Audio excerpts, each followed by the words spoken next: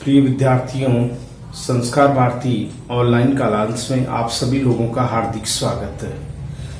प्रिय विद्यार्थियों, आज हम बीए पार्ट सेकंड के रीतिकालीन काव्य के महान कवि जिन्हें केशव दास के रूप में हिंदी साहित्य में प्रसिद्धि मिली है, आज उनके संदर्भ में पढ़ेंगे। कवि केशव दास ने रामचंद्रिका जो रचना की, उस रचना में उनको संवादों में सर्वाधिक सफलता मिली है। इसका मूल्यांकन हम कर रहे थे, कौन कौन सी ऐसे संवादों की विशेषताएं हैं जो हम इसमें देख सकते हैं। और शिष्टाचार पूर्ण संवाद है, और वो पात्रों के चरित्र को उद्घाटित करने वाले संवाद हैं। बुद्धि चातुर्य से परिपूर्ण संवाद है, नाटकीयता से परिपूर्ण संवाद है, कथा वस्तु को आगे बढ़ाने वाले संवाद है, और व्यंग्यात्मक संवाद है। जितने भी संवादों के प्रकार हैं, कूटनीति से परिपूर्ण संवाद है, व्यंग्यात्मक संवाद है, इन सभी संवादों के बारे में हम चर्चा करेंगे कि कवि केशव दास ने इन सभी संवादों के अपनी बुद्धि चातुर्य का पूर्ण परिचय दिया है। जो पूरी रामचंद्रिका रचना है वो संवादों से ही परिपूर्ण एक रचना है, और सबसे ज्यादा उन्होंने महत्वपूर्ण घटनाक्रम को सामने रखते हुए संवादों को ही सर्वाधिक महत्व दिया है। तो आइए विद्यार्थियों, आज हम पता करते हैं कि किस प्रकार कवि केशव दास को संवादों में सर्वाधिक सफलता मिली है। संवादों में कौन कौन से संवाद है जो सर्वाधिक प्रभावी रहे हैं। उनके संवादों में देखिए, वो संवाद के लिए हम कह सकते हैं कि बुद्धि चातुर्य पूर्ण संवाद है। यानी हम ये कह सकते हैं केशव के काव्य, केशव दास के रामचंद्रिका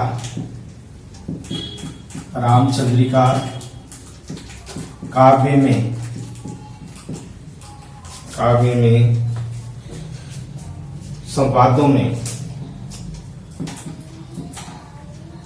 संवादों में सर्वत्र बुद्धि कुशलता को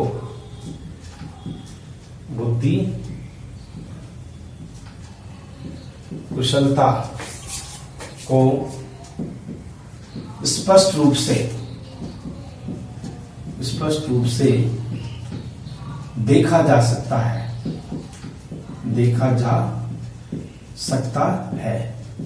अर्थात बुद्धि चातुर्य के समान, यानी इनकी जो संवाद है वो बुद्धि चातुर्य से परिपूर्ण है, और इन संवादों को कुशलता से देखा जा सकता है। सभी पात्र बुद्धि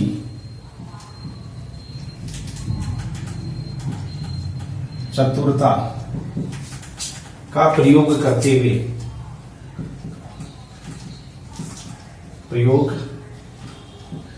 हुए संवादों को आकर्षक बना देते हैं।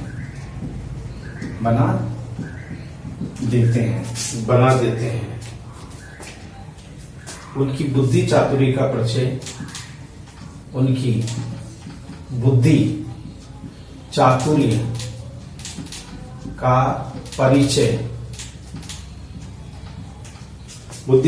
का परिचय, इनका बुद्धि चातुर्य का परिचय स्थान स्थान पर देखने को मिलता है। यानी कि यह स्थान पर प्रश्नकर्ता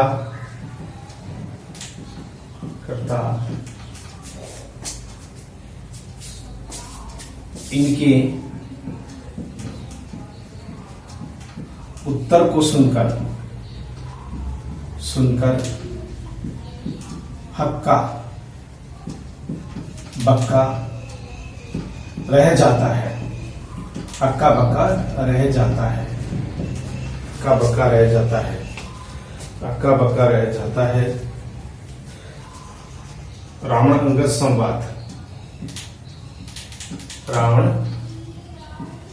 अंगद संवाद, रावण अंगद संवाद, रावण अंगद संवाद का वार्तालाप देखिए। वार्तालाप बुद्धि का परिचय देने वाले, वार्तालाप बुद्धि का परिचय देने वाले संवाद है, यानी बुद्धि का परिचय देने वाले संवाद है। तो इसका उदाहरण हम ये देख सकते हैं। उदाहरण, रावण कहता है, रावण का संबोधन है, राम को काम कहा। तो अंगद बोलता है, अंगद रिपु जीतु ही, रिपु जीत ही, रिपु जीत ही। तो रावण कहता है, यानी रावण कहता है, रावण कहता है, कौन कबे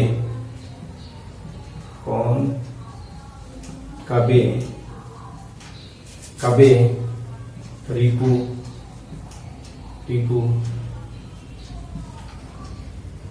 जीत्यो है। यानी राम ने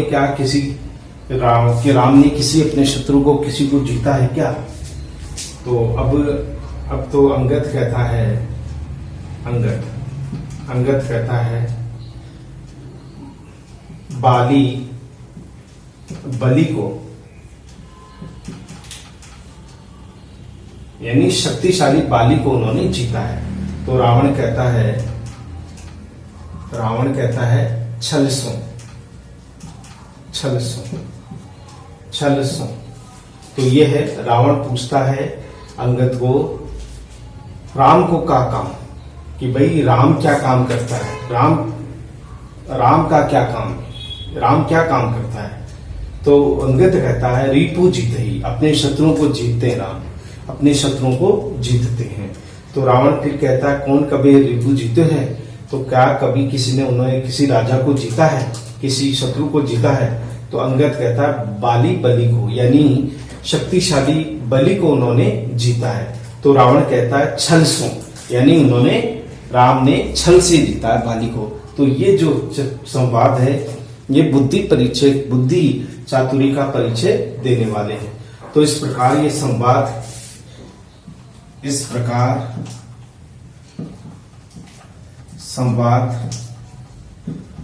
बुद्धि चातुर्य से पूर्ण रोचक संवाद है, जो पात्रों में जान डाल देते हैं, यानी पात्रों में जान डाल देते हैं। ऐसे ये बड़े ही रोचक और अच्छे संवाद है। तो ये हो गया बुद्धि चातुरी का संवाद। अब हम अगला जो पढ़ेंगे वो है शिष्टाचारपूर्ण संवाद। शिष्टाचारपूर्ण संवाद, चौथा हमारा जो संवाद का प्रकार है वो है शिष्टाचारपूर्ण संवाद। यानी बहुत सारे, कहने का तात्पर्य है कि कोई भी पात्र ऐसा नहीं है जो शिष्टाचार से, क्योंकि रावण भी हो तो उसमें भी थोड़ा बहुत है, लेकिन अहंकार का भाव जरूर उसमें देखा जा सकता है। तो इस प्रकार शिष्टाचार संवाद भी इसमें जगह जगह देखने को मिलता है।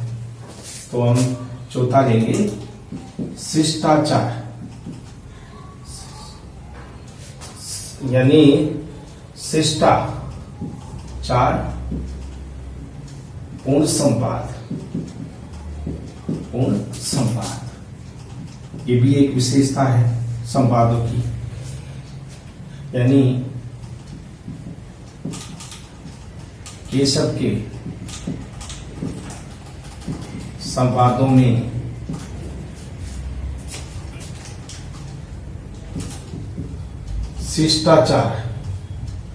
शिष्टाचार संवादों का विशेष महत्व है। विशेष महत्व है। शिष्टाचार संवादों का विशेष महत्व है। केशव ने अपने संवादों में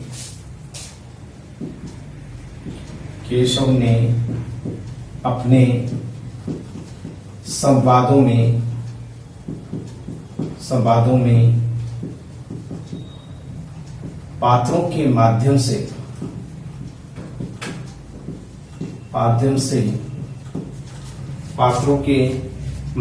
से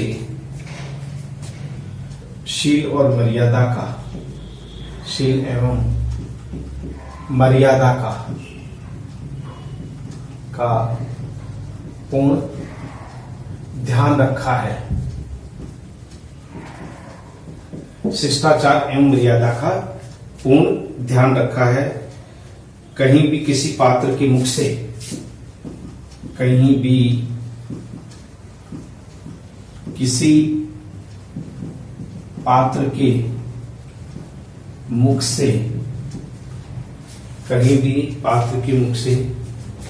ऐसे वाक्य,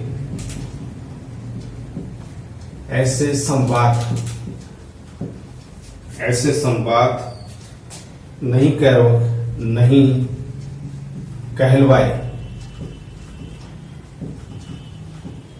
कहलवाए जो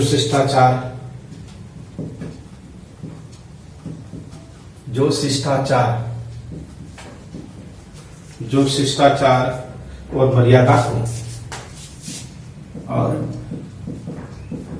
मर्यादा को भंग करते हो। अर्थात ये शिष्टाचार पूर्ण संवाद होने चाहिए। दूसरी बात है, पात्रों के माध्यम से मर्यादा का पूर्ण ध्यान रखा गया है। कहीं भी ऐसा कोई संवाद नहीं है जो शिष्टाचार का उल्लंघन करता हो या इसमें संभावना हो। सबसे सुंदर उदाहरण हनुमान सीता, सबसे सुंदर उदाहरण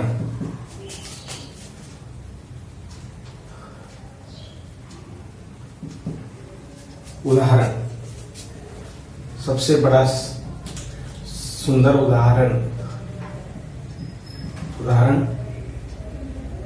हनुमान सीता संवाद। हनुमान सीता संवाद में देखा जा सकता है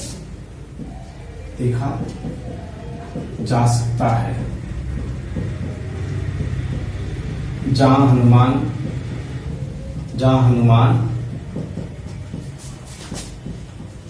सीता के लिए जानकी तथा राम के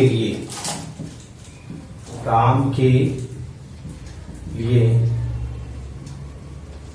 रघुनाथ या दशरथ नंदन शब्द का प्रयोग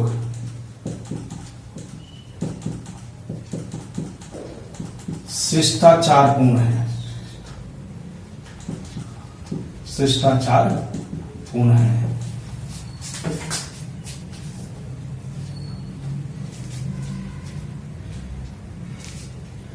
इस प्रकार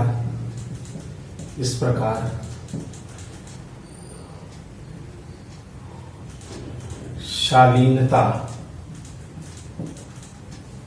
का परिचय, शालीनता का परिचय हनुमान जी ने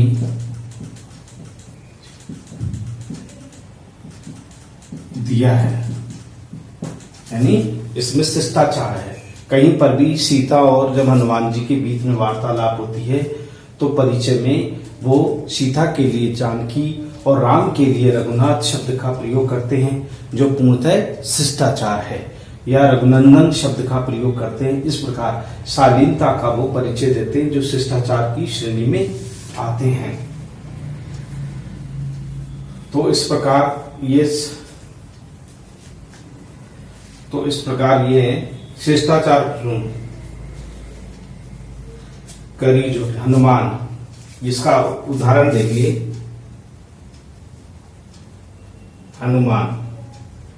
हनुमान जी बोलते हैं सीता के सामने, कर जोरी कहियो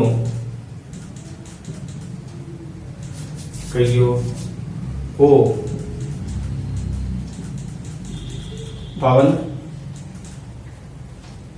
पवन सुत या पुत्र, पवन पुत्र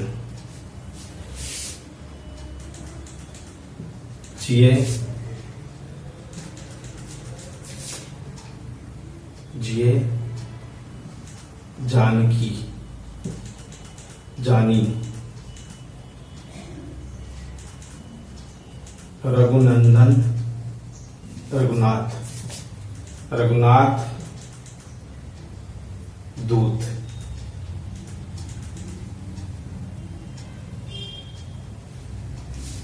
तो यहाँ करी जोरी कहो हो पवन पुत्र, जिए जानी रघुनाथ दूत।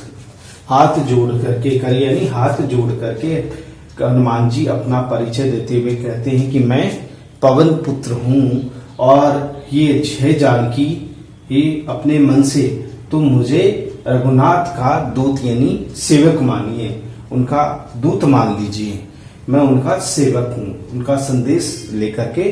तो यहाँ इन पदों में, इन शब्दों में शिष्टाचार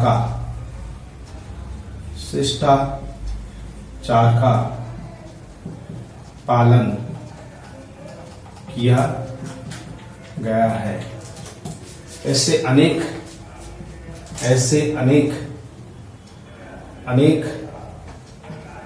अनेक संवाद है जिनमें शिष्टाचार को उद्घाटित किया गया है। तो इस प्रकार से ये सारी बातें इस चरित्र को ये उद्घाटित करते हैं कि इन शब्दों में शिष्टाचार का पालन किया गया है। ऐसे अनेक संवाद है जिसमें शिष्टाचार को उद्घाटित किया गया है। जगह जगह जहां भी हम इस काव्य को पढ़ेंगे वहां शिष्टाचार पूर्ण संवाद देखने को मिलेंगे। और इसके बाद में जो अगला है, जो संवाद है, वो है बोलचाल के पूर्ण संवाद, बोलचाल सरल भाषा के संवाद, बोलचाल के संवाद, बोलचाल पूर्ण संवाद।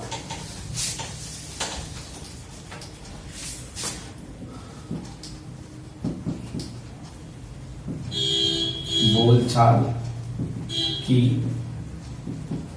भाषा के संवाद,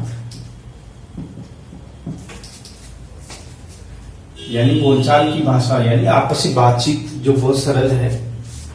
केशव ने संवादों में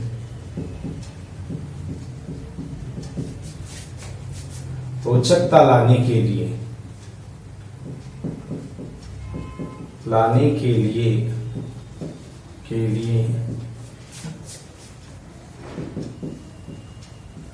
बोलचाल के संवादों को महत्व प्रदान किया है। अर्थात जब अंगद रावण के दरबार में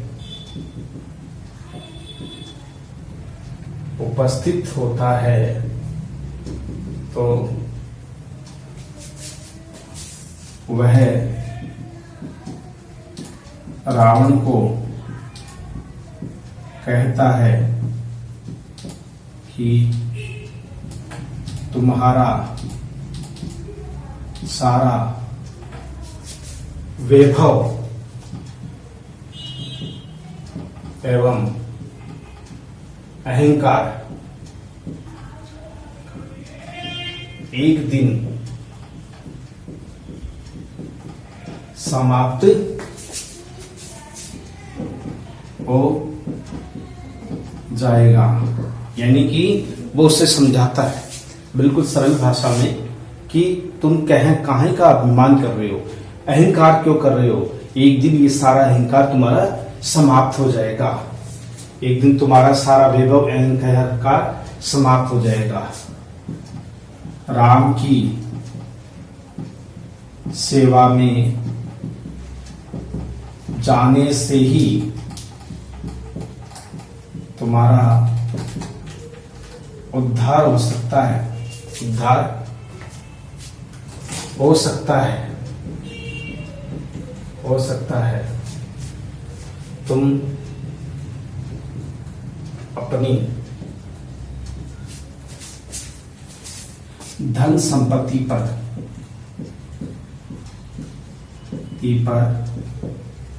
इतना गर्व मत करो।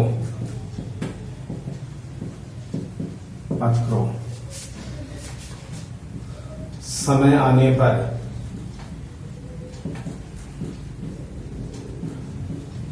हमारे प्रिय भी हमारा साथ छोड़ देंगे।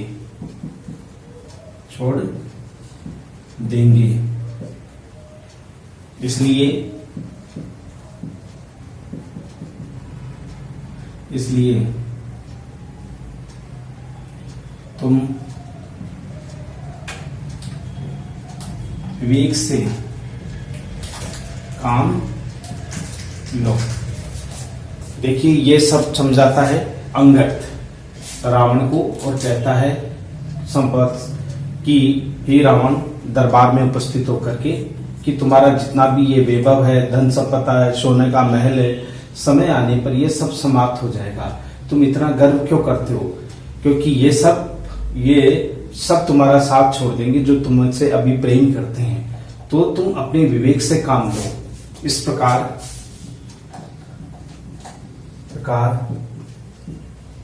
बोलचाल भाषा में संवादों को प्रकट किया गया है।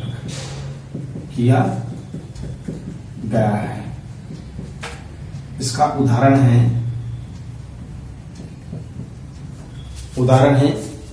अब तो ये उदाहरण है हाथी ने साथी ने घोड़े न चेरे न गांव न ठाव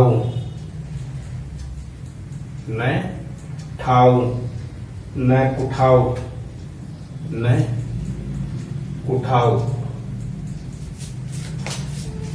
कुठाव बिले है।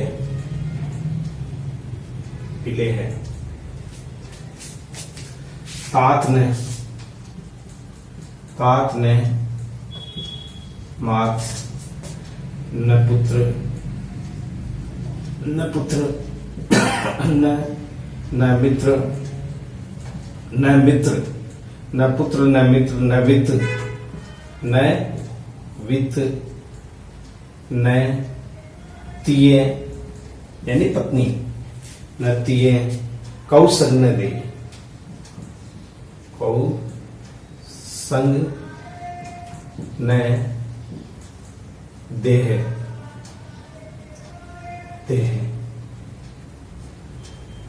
कहने का तात्पर्य है जो तुम्हारे वैभव है, हाथी है, तुम्हारे मित्र है, घोड़े हैं, दास है, गांव है, स्थान जगह है, जो सोने का तुम्हारा महल है, सारी चीजें हैं, न तुम्हारे पिता है न तुम्हारी माता है, पुत्र मित्र वित्त धन संपत्ति तिये यानी स्त्री को कोई भी तुम्हारा साथ नहीं देगा जब तुम्हारा अंतिम समय आएगा।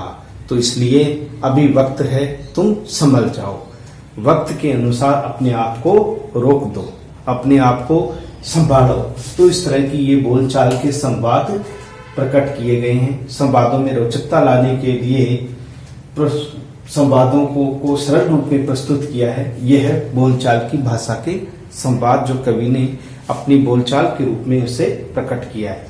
अब अगला हमारा संवाद है परिचयात्मक संवाद। छठा जो संवाद है वो है परिचयात्मक संवाद। परिचयात्मक संवाद, परिचयात्मक संवाद, परिचयात्मक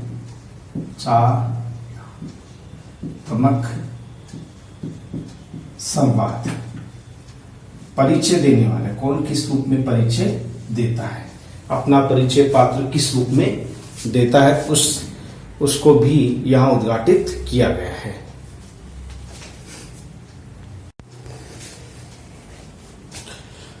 परिचयात्मक संवाद में देखिए केशवदास ने रामचंद्रिका काव्य में पात्रों के माध्यम से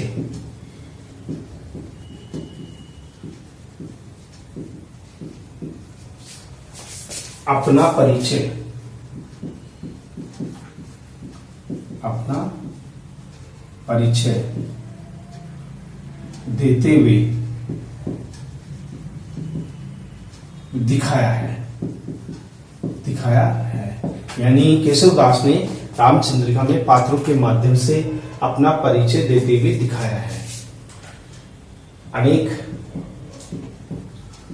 स्थानों पर पात्र अपना परिचय देते हुए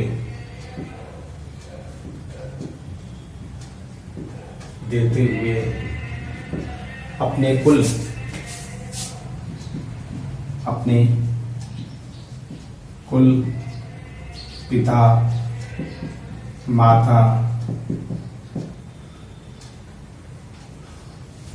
स्थान आदि का संक्षिप्त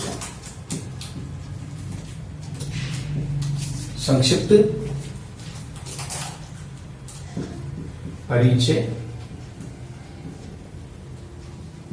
देते हैं।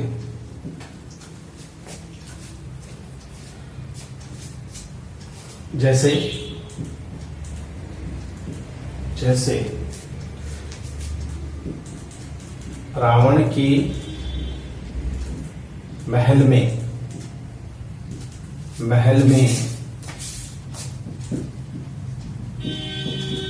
अंगद का उपस्थित होना,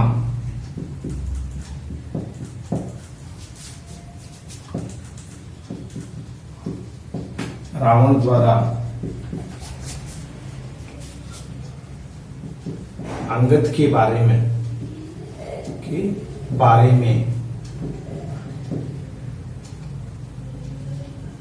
पूछना,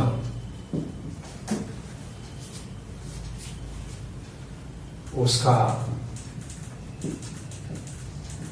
पूरा अंगद के बारे में पूछना, उसका पूरा उत्तर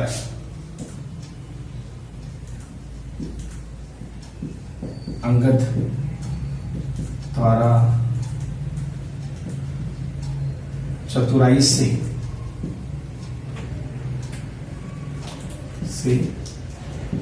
देना। अंगद के बारे में पूछना, रावण द्वारा अंगद के बारे में पूछना, उसका पूरा उत्तर अंगद द्वारा चतुराई से देना। तो रावण के दरबार में जब उपस्थित हो जाता है तो क्या क्या पूछता, उदाहरण देखिए। इस उदाहरण में है, रावण पूछता है, रावण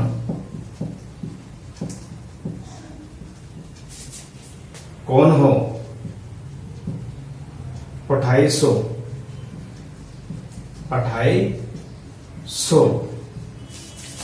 कौन यहां?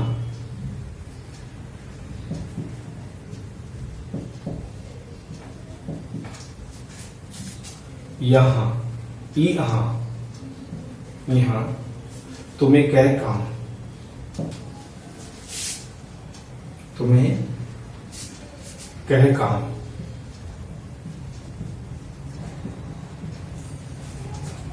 तो अंगद बोलता है,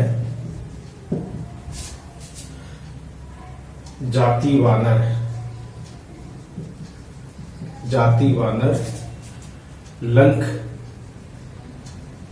लंक नायक दूत अंगद नाम।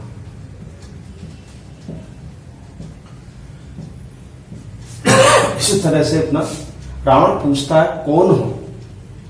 पठाई सो तुम्हें किसने भेजा है? कौन यहाँ और यहाँ क्या काम है? तुम कौन हो, किसने भेजा है और यहाँ क्या काम है? तुम्हें क्या काम?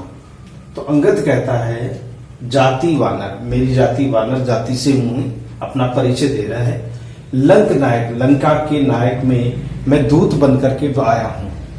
मैं लंका के नायक के यहाँ दूत बनकर के आया हूं। यहाँ लंका का नायक का दूत नहीं है, यहाँ लंका में दूत बनकर के भेजा गया हूं और मेरा नाम अंगद है, अंगद नाम।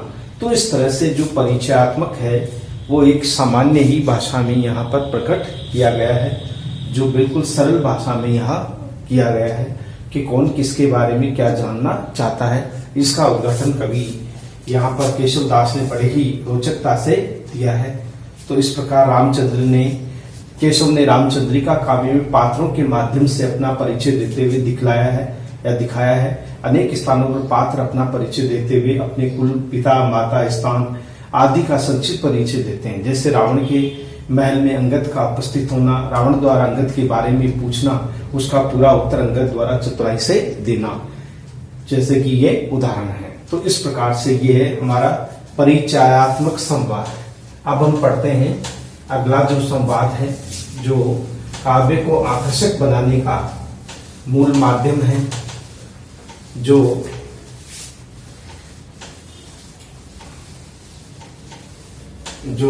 बड़ा ही संवाद है,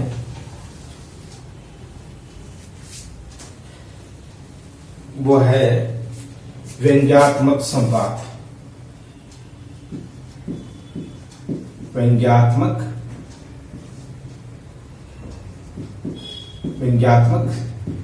संवाद। व्यंग्यात्मक संवाद यानी व्यंग्य को प्रकट करने वाले संवाद। लिखिए, केशव ने अपने संवादों में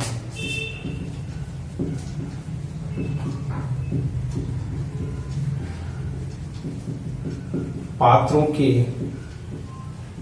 मध्य व्यंग्यपूर्ण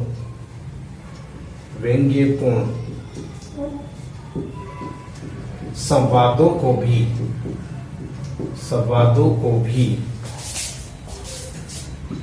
संवादों को भी प्रस्तुत किया है, यानी केशव ने अपने संवादों पात्रों के माध्यम से भी व्यंग्यात्मक संवादों को प्रस्तुत किया है। ये व्यंग्य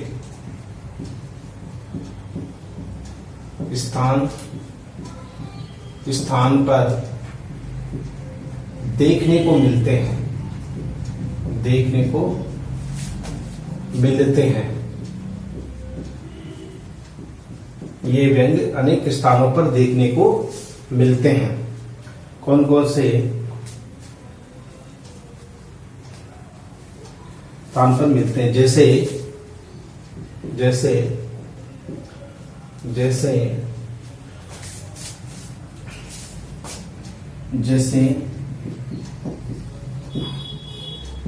अंगद द्वारा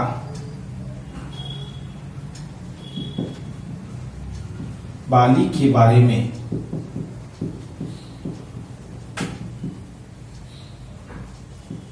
बताना, रावण द्वारा बाली को न जानने का नाटक करना,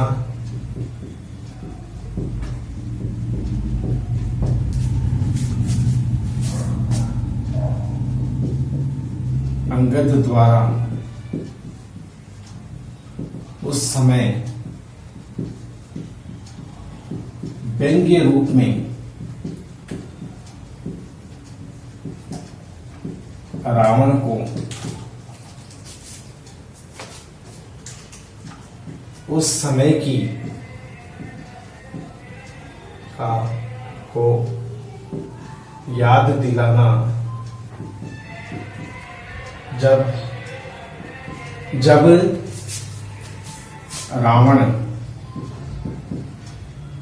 बाली से पराजित हो गया था।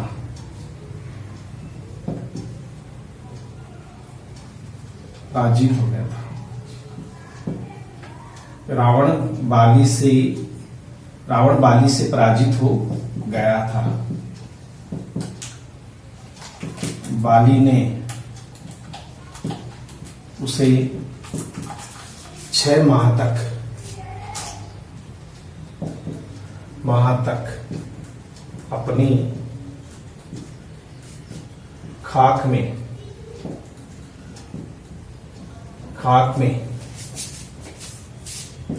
दबाकर 7 समुद्र का स्नान कराया।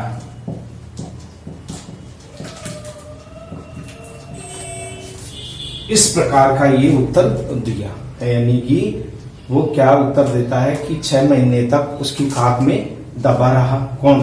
रावण। कितना बलशाली था, लेकिन बाली ने उसे पराजित कर दिया। इसका उदाहरण देख लीजिए। क्या उदाहरण है? रावण कहता है, कौन के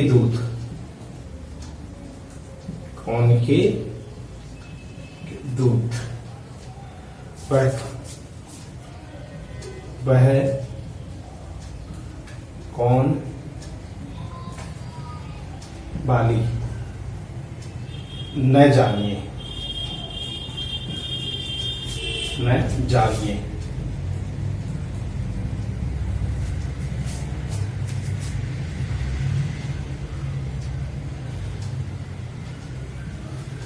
काक चापी तुम्हें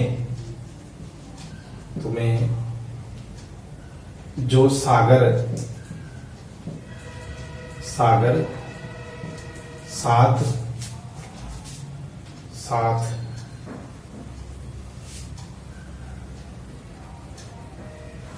नहात बखानिए बखानिए। अर्थात रावण पूछता है कौन के दूत, वह बाली, यानी मैं राजा बलि का पुत्र हूं और यहाँ दूत बन करके आया हूं, है ना। बाली तो ये कहता है कि बाली कौन, रावण कहता है बाली कौन, कौन के दूत कौन बाली न जानिए, बाली को मैं नहीं जानता। तो काक चापी तुम्हें सागर साथ नहात बखाने, तो वो कहता है कौन, अंगद कहता है, अंगद कहता है कि वही बाली है जिसने तुम्हें 7 समुद्र तक खाक में दाब करके स्नान करवाया था, इधर उधर घूमता रहा था तुम्हें लेकर के, तुम पराजित हो गए थे उनसे। तो इस प्रकार के संवाद, इस संवाद में व्यंग्य के भाव स्पष्ट रूप से देखे जा सकते हैं, तो इस प्रकार ये व्यंग्यपूर्ण संवाद है। तो यहाँ पर व्यंग्यता को प्रकट किया गया है।